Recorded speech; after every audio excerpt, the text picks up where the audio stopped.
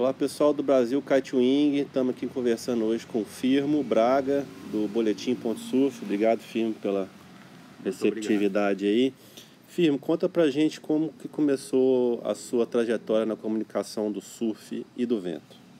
Interessante, Pedro. Como que surgiu, né, o Boletim Ponto Surf?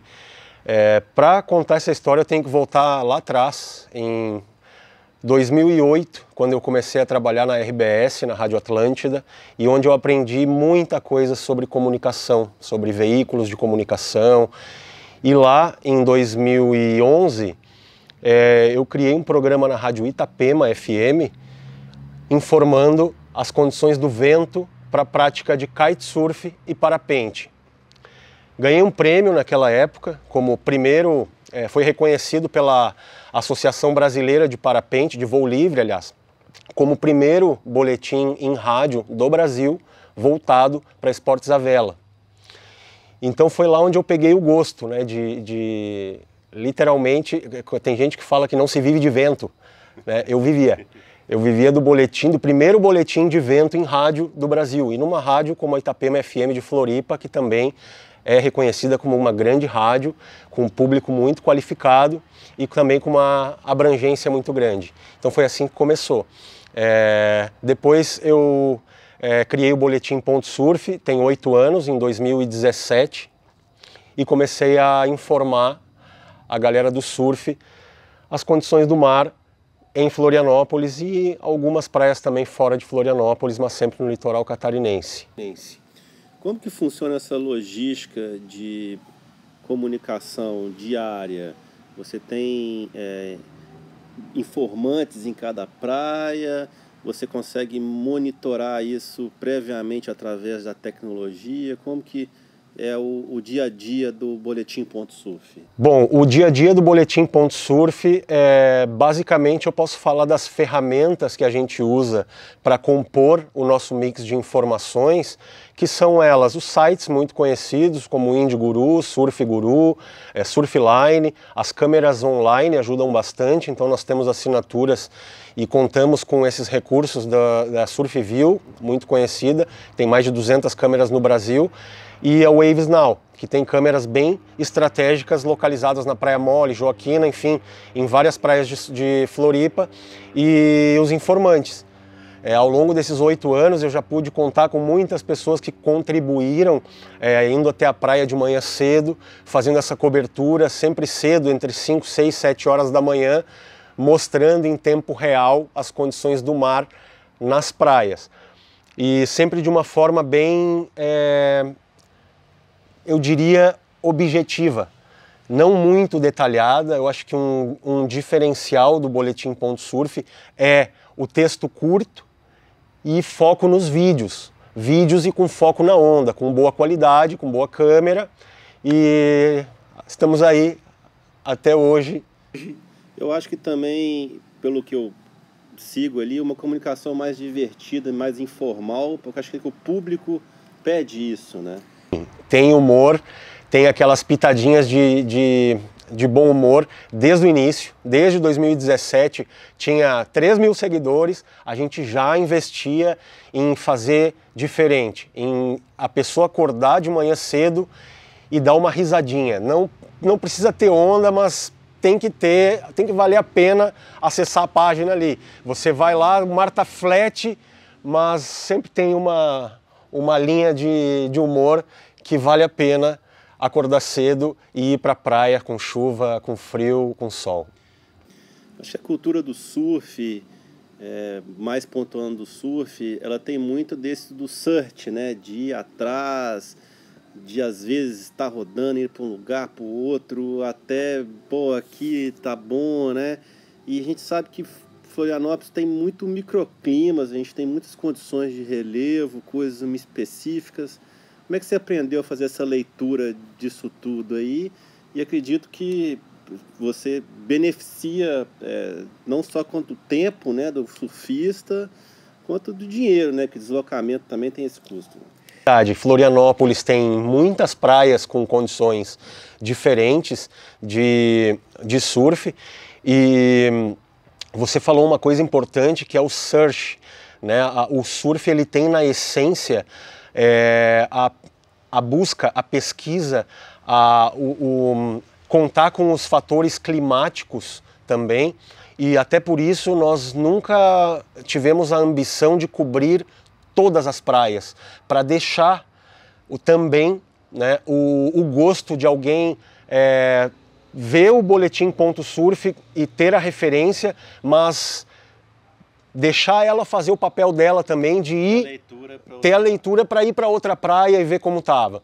Então, acho que isso é bem legal manter e preservar. Tem muitas praias aí que a gente também não informa por questões culturais, por serem praias mais reservadas, e acreditamos que isso tem que ser mantido. Eu recebi algumas mensagens de pessoas que moram longe do mar e que dependem do boletim.surf. Às vezes eu até me atraso e recebo mensagens lá, e aí, tu não vai lá, tu não vai ter e tal.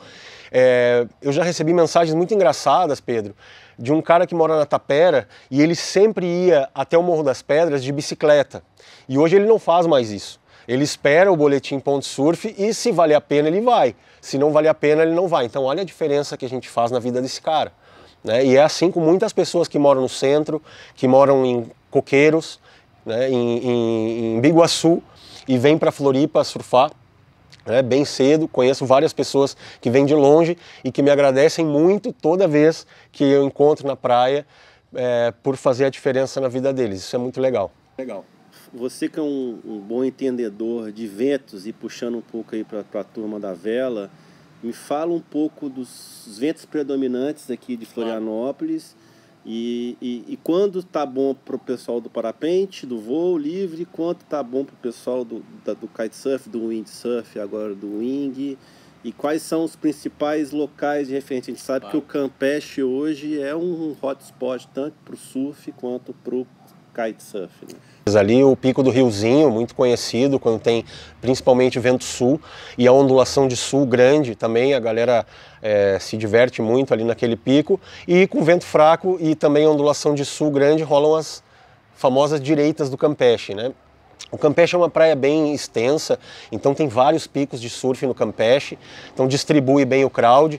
Mas em relação ali ao kitesurf e ao vento, o Riozinho se destaca. Para o voo livre já eu indico sempre a Praia Mole e a Lagoa da Conceição. Praia Brava é muito boa também para voar. Praia Brava e Praia Mole tem costão, rampa de decolagem nos dois costões, esquerdo e direito. Então favorece tanto o vento sul como o vento nordeste, tá? Com vento moderado. O pessoal costuma voar até 26, 27, 28 km por hora de vento sul ou nordeste. Na Lagoa, o vento sudeste é um voo de térmica também, que é uma rampa muito conhecida, um voo clássico de Florianópolis, até bem conhecido no Brasil inteiro. Nós temos Santo Amaro da Imperatriz também como um polo do voo livre, eu diria que nacional, onde rola voo de parapente, asa delta. Recente eu fui numa rampa em Canelinha. Canelinha tem voo livre também. Então é isso, ali na Lagoa da Conceição você vê parapentes pendurados lá a mais de 1000 metros de altura. O legal da Lagoa é que falando para o kite e para o índio, acho que quase todos os quadrantes de vento são possíveis velejar. Acho que talvez só o vento oeste seja um vento não tão propício, mas sim, nordeste, norte, sul, sudoeste, né? Kitesurf, eu não pratico kitesurf, né, mas se tratando assim do vento, o que eu sei é que fica o vento terral muito difícil de orçar. Então não é um velejo muito confortável. Mas o vento sul e nordeste são os ventos que eu vejo mais euforia pela galera do kitesurf. Você acha que o boletim.surf ele cumpre um papel de conscientização ambiental também por trás dessa comunicação com os praticantes? Sim, o boletim.surf ele se preocupa com a preservação das praias, sim.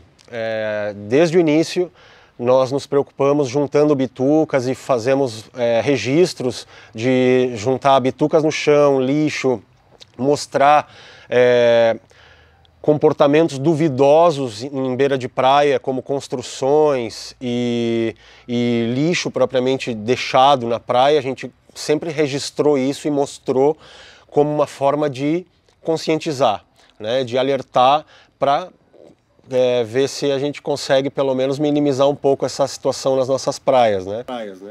Vamos falar de uma questão um pouco polêmica, eu gosto da polêmica, da tainha e o surf, né? Nós estamos agora na época, né, que tem essa proibição das praias, e como que você enxerga isso, essa cultura do esporte com a cultura da pesca, essa comunicação entre o surfista e o pescador em Florianópolis?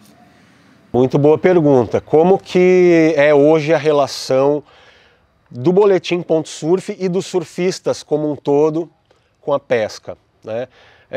Nesses 8 anos eu vi uma progressão muito positiva para os dois lados, principalmente no sul da ilha.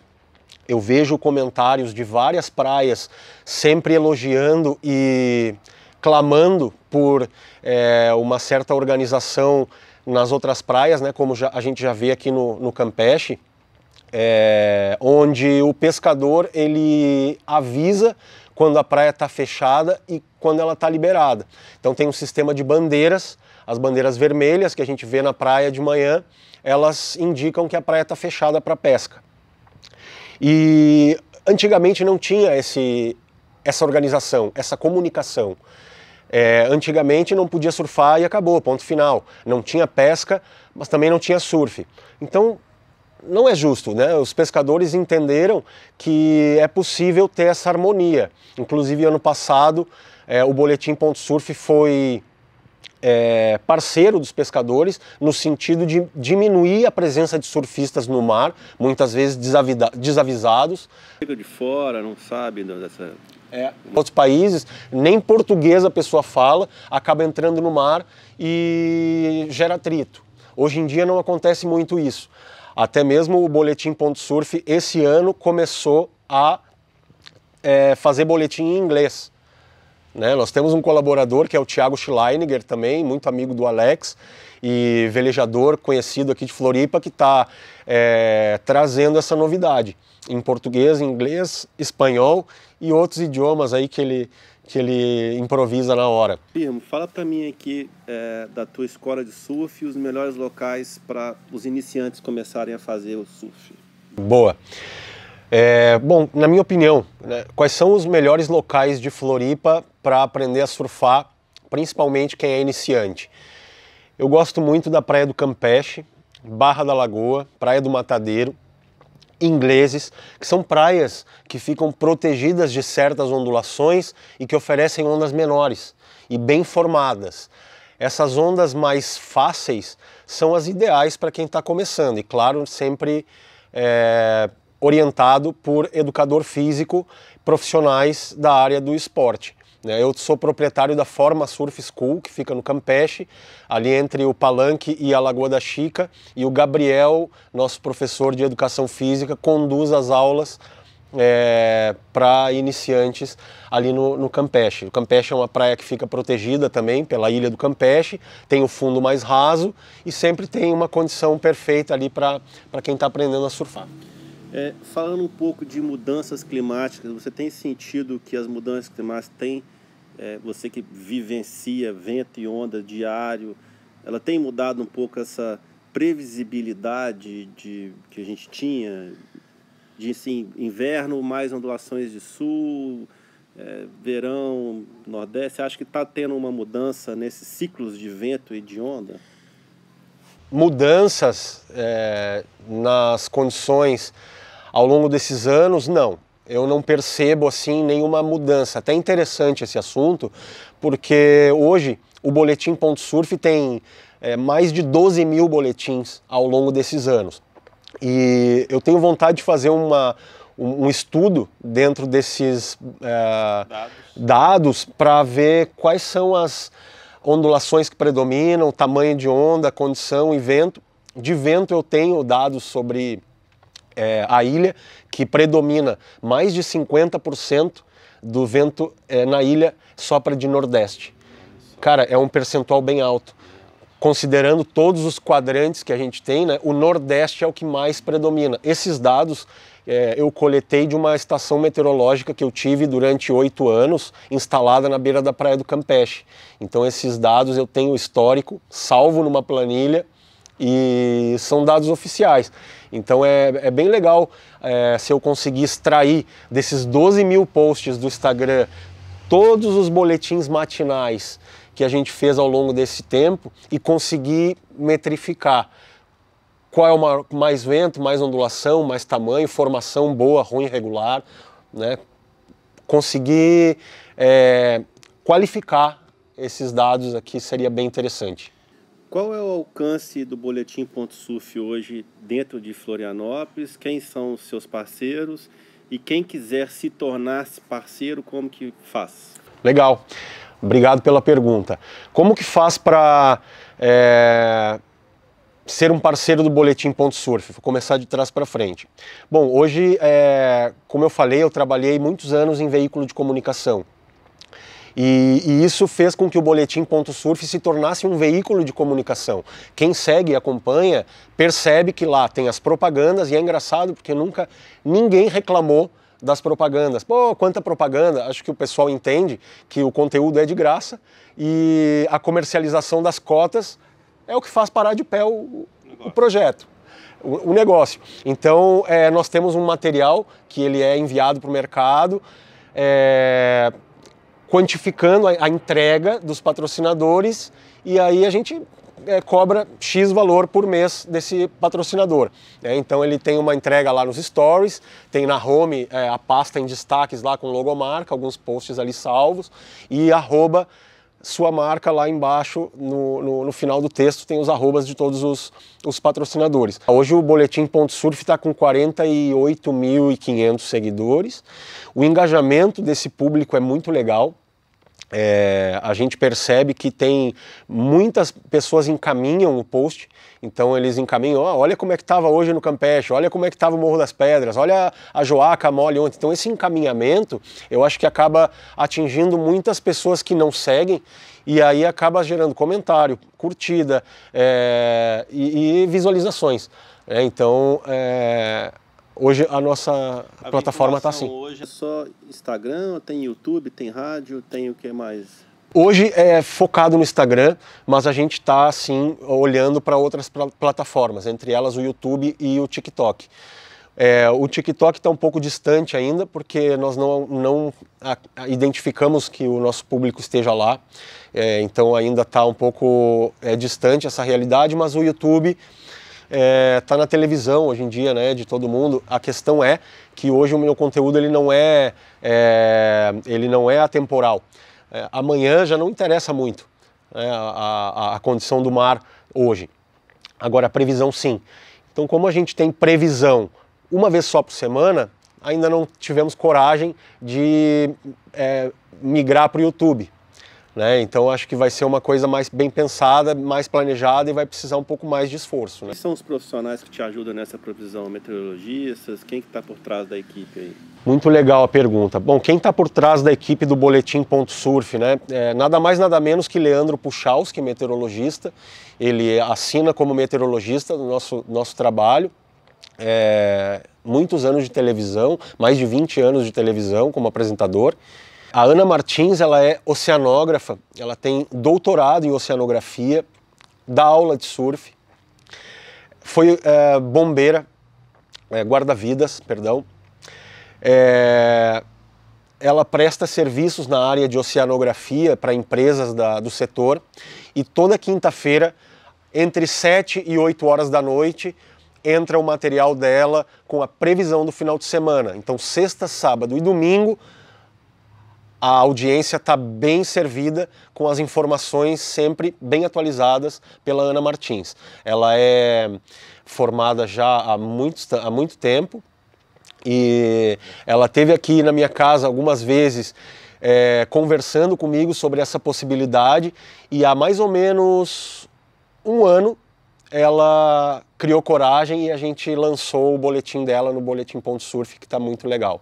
Qual é os planos futuros do Boletim.surf? Bom, Quais são os planos futuros do Boletim.surf, né?